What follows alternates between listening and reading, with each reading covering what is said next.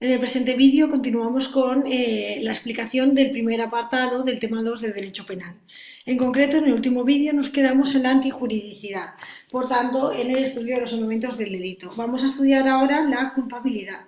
La culpabilidad hace referencia al reproche personal que se dirige al autor de un hecho típicamente antijurídico. Esta exige la presencia de una serie de elementos que se agrupan en tres categorías. En primer lugar, la imputabilidad o capacidad de culpabilidad. Esta se entiende como la capacidad del sujeto para comprender el injusto del hecho y adecuar su conducta a dicha comprensión. Esta se excluye por una serie de causas que luego estudiaremos, causas de inimputabilidad, que son la anomalía o alteración psíquica, el trastorno mental transitorio, la intoxicación plena y el síndrome de abstinencia y las alteraciones en la percepción. Cabe citar también la minoría de edad. Por otro lado, encontramos la exigibilidad de actuar conforme al ordenamiento jurídico. Hay que tener en cuenta que el ordenamiento penal no puede exigir comportamientos heroicos. Por tanto, habrán una serie de causas que excluirán de responsabilidad porque el sujeto no pudo actuar de forma distinta a como lo hizo en las circunstancias en las que operó.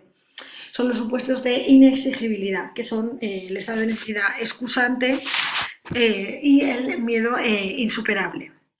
Finalmente encontraríamos la conciencia de la antijuridicidad de la acción, es decir, no se trata ya de conocer lo que está pasando, que digamos que sería el dolo, sino además conocer que lo que se hace está prohibido. Esa es la conciencia de la antijuridicidad. Queda excluida cuando se produce un error de prohibición. Luego también en el siguiente vídeo estudiaremos el error, la teoría del error en el derecho penal. Finalmente, el último de los elementos del delito es la punibilidad. Es una serie de circunstancias de las que se hace depender en ocasiones el penal o la punición de una conducta que es típica, antijurídica y culpable. Por eso, cuando definíamos el delito desde un punto de vista material, hablábamos de una conducta típica, antijurídica, culpable y punible. ¿Por qué? Porque en determinadas ocasiones encontramos por una serie de circunstancias que excluyen la pena, la imposición de una pena al autor de un hecho, pese a que este sea típico, antijurídico y culpable. Así encontramos las excusas absolutorias, por ejemplo, sería un ejemplo, la del artículo 268 de nuestro Código Penal, que excluye responsabilidad por determinados delitos contra el patrimonio cuando se cometen entre parientes, siempre y cuando, eso sí, no concurra violencia o intimidación ni abuso de la vulnerabilidad de la víctima. Por otro lado, encontramos también las condiciones objetivas de punibilidad. Por ejemplo, el requerimiento o sanción previa en vía administrativa en el tipo de discriminación laboral del artículo 314 y que no deben confundirse con las condiciones objetivas de procedibilidad o perseguibilidad, como la denuncia o querella del ofendido en determinados delitos semipúblicos y privados que luego estudiamos.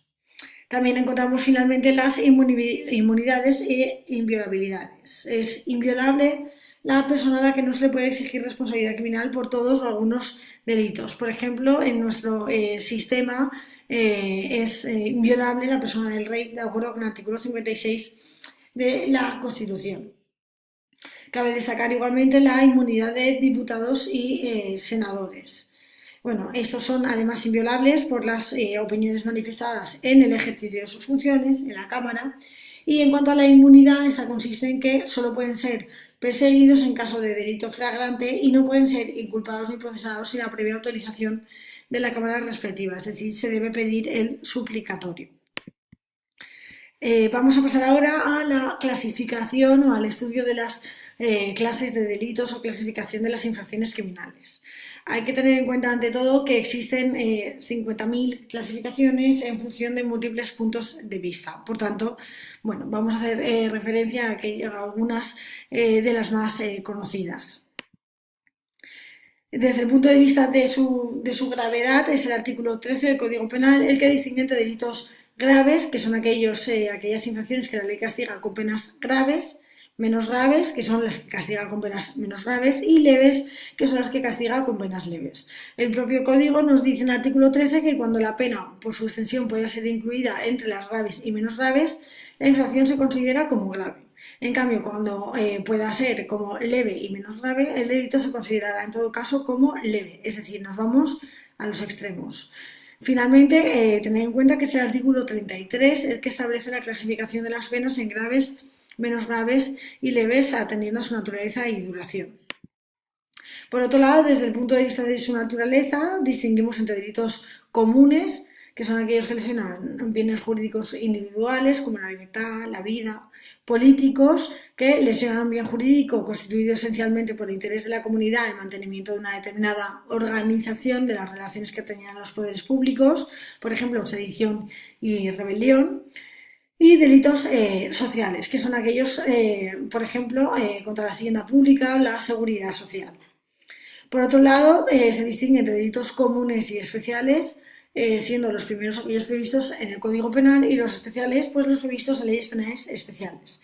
Luego veremos también la distinción entre delitos comunes y especiales, pero en función de las cualidades del sujeto activo. Pasamos ahora a la clasificación atendiendo a su estructura externa o según los elementos del tipo objetivo. Bien, pues el sujeto activo tenemos en función del número de sujetos activos.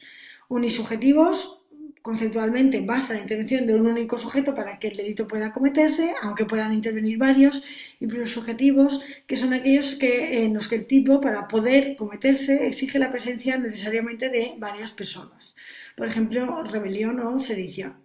Por otro lado, en función de las cualidades que debe reunir, tenemos comunes, que son aquellos que pueden cometerse por cualquier persona.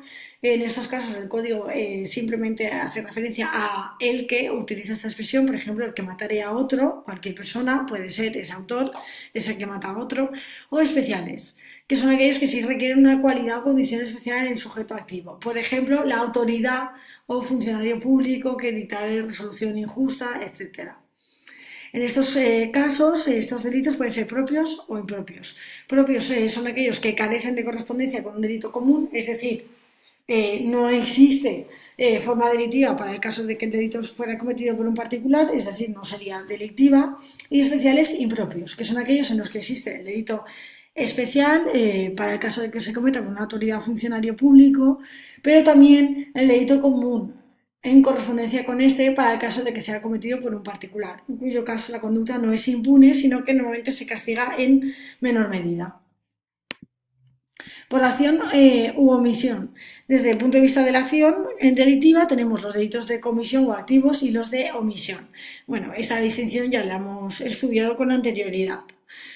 Atendiendo al resultado de mera actividad o inactividad, o bien de resultado, que son aquellos que, para entenderse consumados, pues no basta la realización de una conducta típica, sino que además se tiene que producir el resultado derivado de dicha acción que materializa la lesión del bien jurídico protegido, por ejemplo, en el delito de homicidio.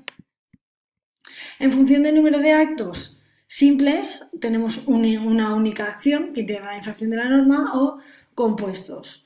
Dentro de esto se diferencian entre complejos en función de si estamos ante dos o más acciones constitutivas, cada una de ellas de un delito autónomo, pero que se unen para formar un delito distinto, o bien simplemente compuestos. En este caso, la conducta aparece integrada por dos o más acciones que ni siquiera tienen por qué ser delictivas todas ellas. No obstante, alguna de ellas sí podrá serlo individualmente considerada. Por ejemplo, como la agresión sexual. El acceso carnal per se no es delictivo en ningún caso, ninguna de las conductas sexuales previstas, sí la violencia o intimidación, y estas se unen para formar un delito compuesto, que sería en este caso simplemente compuesto. Por otro lado, tenemos el delito habitual, como los malos tratos habituales en el ámbito de la violencia doméstica, y el delito continuado del artículo 74, que estudiaremos en el siguiente tema. Por otro lado, atendiendo al objeto jurídico y en función de su titularidad, tendríamos pues los que atacan al individuo, al Estado o a la sociedad. En función del modo de atacar o cómo afectan al bien jurídico protegido, tenemos pues de lesión y de peligro. Los de peligro, a su vez, pueden ser de peligro concreto, que requieren, en ese caso concreto, que la situación haya creado un riesgo efectivo, concreto y próximo para el bien jurídico protegido; o de peligro abstracto, con los que basta con que la conducta realizada sea, en general, peligrosa para el bien jurídico protegido, pero sin que sea necesario que en el caso concreto se vea concretamente comprometido. Atendiendo al objeto jurídico, siguiendo con esta distinción, en función del número de bienes jurídicos afectados, uniofensivos o pluriofensivos. Los primeros afectan a un solo bien jurídico, y pluriofensivos cuando resultan afectados varios bienes jurídicos. Por otro lado, en función de la perdurabilidad, pues tenemos instantáneos, que son aquellos que la lesión del bien jurídico se produce en el momento de la consumación del delito, es decir, por ejemplo, cuando se mata en el homicidio y se extingue en ese mismo momento. Permanentes, que son aquellos en los que la consumación crea una situación antijurídica persistente de lesión para el bien jurídico protegido, cuyo mantenimiento depende además de la voluntad del sujeto activo, por ejemplo, una detención ilegal. La consumación se produce cuando efectivamente el sujeto se ve privado de su libertad ambulatoria y esta privación de la libertad ambulatoria durará todo el tiempo que dure la detención ilegal. Poner fin a la detención ilegal dependerá de la voluntad del sujeto activo. Y finalmente tenemos los de Estado. En estos también se crea una situación permanente de lesión, como en los permanentes, si bien en este caso el mantenimiento de la situación antijurídica o su extinción no depende de la mera voluntad del sujeto activo. Esto ocurre, por ejemplo, en el delito de bigamia del artículo 217. Por otro lado, según los elementos del tipo subjetivo o desde el punto de vista de la culpabilidad, ya hemos visto la distinción anteriormente entre delitos dolosos e imprudentes. Recordar la clasificación del dolo y también la imprudencia, que teníamos por un lado imprudencia consciente o inconsciente o desde otro punto de vista grave o menos grave. Atendiendo al modo de constatación, distinguimos entre delitos flagrantes o cuasi flagrantes y también los no flagrantes. Los dos primeros se dan cuando el delincuente es sorprendido en el momento de ejecutar el delito, es decir, le pillan infraganti, es decir, cuando está cometiendo el delito, o bien los segundos es cuando es sorprendido inmediatamente después de ejecutar el delito. Le pillan con los efectos del delito, es perseguido inmediatamente después de cometerlo. En estos casos, en realidad hay que tener en cuenta que la ley de enjuiciamiento criminal, la LECRI, considera ambos dentro del delito del concepto de flagrancia. Finalmente, atendiendo a la forma de persecución, tenemos delitos públicos, semipúblicos y privados. Públicos son aquellos que pueden ser perseguidos de oficio, es decir, no precisan ni denuncia ni querella por parte del ofendido, de la víctima ni de su representante legal. Por otro lado, tenemos los delitos semipúblicos. Son aquellos que sí precisan una denuncia, que no querella, previa del ofendido perjudicado por el delito. No obstante, una vez presentada esta denuncia, ya pueden ser perseguidos de oficio. Y además, en estos, y esto es muy importante, el perdón del ofendido no extingue la acción penal. Es decir, una vez interpuesta la denuncia, la acción penal continúa, incluso pese que haya perdón de la víctima. Y finalmente tenemos los delitos privados, que son aquellos que solo pueden ser perseguidos en caso de querella criminal por el ofendido perjudicado, es decir, ni siquiera basta la denuncia, se exige querella de la víctima. Ya veremos en los temas de proceso las diferencias entre denuncia y querella. Y además en estos el perdón del ofendido sí extingue la acción penal y la responsabilidad penal.